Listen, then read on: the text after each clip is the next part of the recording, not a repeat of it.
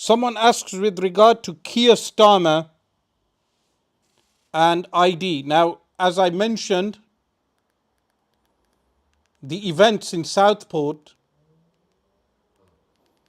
led to Keir Starmer announcing the formation of a police unit which deals with riotous behavior. Meaning, when these riots occurred, the right wing riots led to empowering government. How, in an ideal society, government has less power and the citizen has more autonomy. That is in an ideal situation.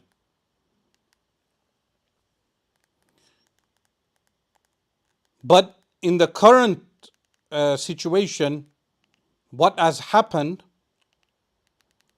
is that the riots have led to empowering government policy against protest. So Tommy Robinson and the right wing have empowered government authority over the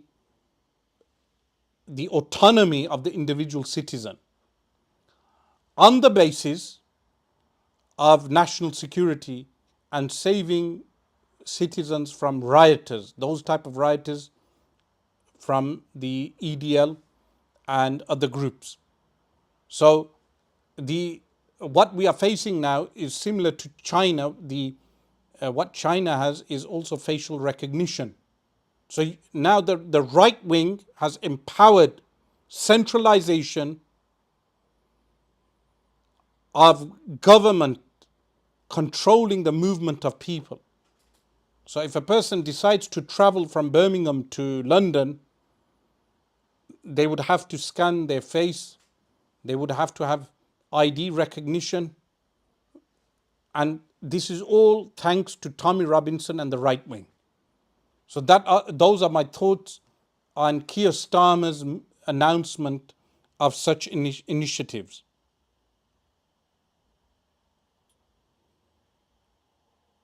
With regard to the history of EDL,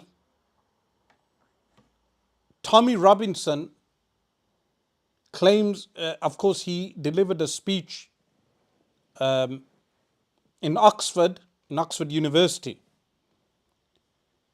in which he claimed that the origins of EDL and his right-wing movement go back to his experiences in Luton. When he was based in Luton, he claims that he faced discrimination from people from the Pakistani community. And when he faced that discrimination, it led to him having the racist views that he has and the Islamophobic attitude that he has. Of course, in reality, Tommy Robinson is actually an opportunist, because many UK scholars have engaged with Tommy Robinson even privately. He has had sufficient information with regard to true Islam, but he is such an opportunist that he returned when the pro-Palestinian protests started post October the 7th. When there was a pro-Palestine march last year, Tommy Robinson